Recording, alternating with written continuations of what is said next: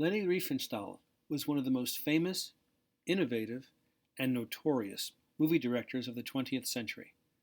She made only 8 films, but her 2 documentary movies, Triumph of the Will and Olympia, are marvels of both propaganda and movie directing technique.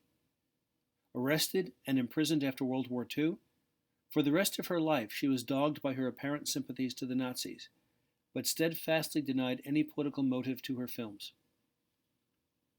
Originally a dancer, after a leg injury she gravitated toward a career in acting in silent films, in which she was quite popular. When the opportunity to direct came about, she jumped at it and made the first of our 3 films under examination, The Blue Light. I am sending you links to these movies later today. Here's the story. A young woman, played by Riefenstahl, lives in the mountains overlooking a small village. She is thought to be a witch due to her odd manner and social isolation. On nights of a full moon, the moonlight shines directly into a cavern, illuminating strange blue crystals. Young men, seeing the light from the village, try to climb into the cavern, but all fall into a spell from the crystals, fall into the cavern, and die. A young man of the village falls in love with the girl and, unbeknownst to her, follows her up the mountain along a safe trail.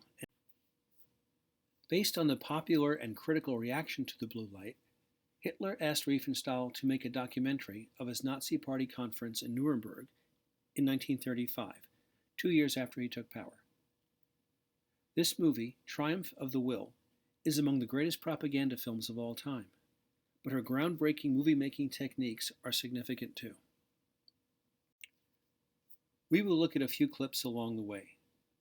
Notice the opening scene of an airplane descending through the clouds. Again, the quasi-religious symbolism of the Nazis, co-opting the rites and symbols of Christianity. Hitler descending like a messiah through the clouds. This was at a time when airplane travel was very rare and very novel and very exotic. Do you see the cross-like shadow of the airplane on the building wall? That was not a mistake. Aerial shots, moving camera, cross-cutting, tracking shots, point-of-view shooting. If she did not invent them, she certainly put them together in spectacular fashion. Notice, too, the use of montage during the movie. The procession from the airport into the city of Nuremberg is similar to the arrival of Jesus in Jerusalem on Palm Sunday. Again, we repeatedly see how the Nazis tried to adopt religious symbols as their own while attacking organized religion.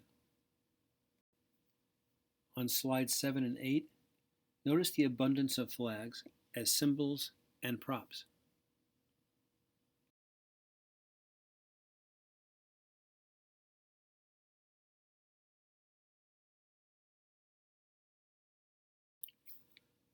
Two, the Nazis used a lot of pagan symbolism. Notice the frequent use of bonfires, torches, stark illuminations, night parades. Although of average height, Hitler is portrayed frequently as heroically as possible.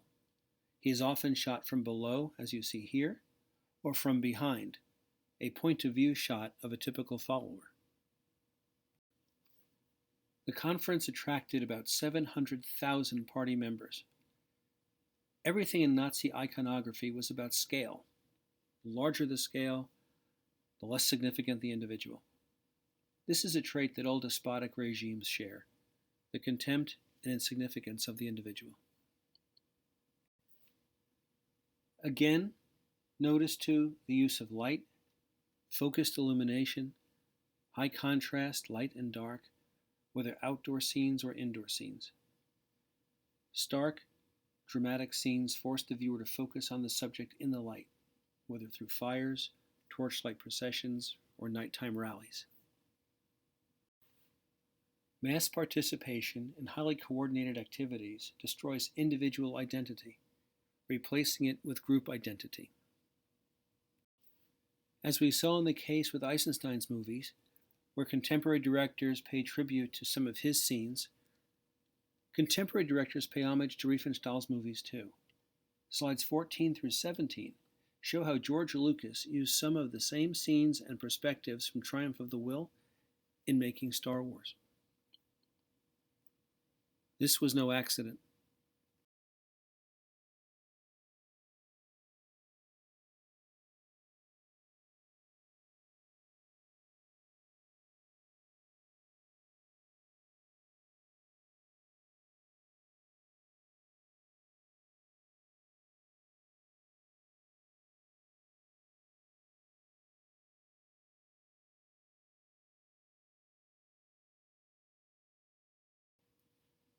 In summary, the film is controversial due to its exceptional artistry in support of a monstrous regime.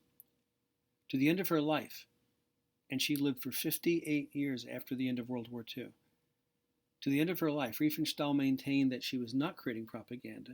She was filming the conference exactly as it was occurring. After watching the clips, what do you think? After the international triumph of the Will, Hitler asked Riefenstahl to make a documentary about Germany's showpiece, the 1936 Olympic Games, where the world would come to Berlin and observe 3.5 years of Hitler's rule. The idea of the Olympic torch does not go back to ancient Greece and the ancient Olympic Games. In fact, the first Olympic flame was in 1928, the Games in Amsterdam. But it was the Nazis, with their obsession with fire, that introduced the idea of an Olympic torch relay for the 1936 Games in Berlin. Again, notice the tracking shots, extreme close-ups, innovative camera angles. Riefenstahl put cameras on rails to follow athletes in motion. She pioneered slow motion. This movie set the tone for future movies about the Games. And as you look at the clips, look at the integration of camera effects and Nazi ideology.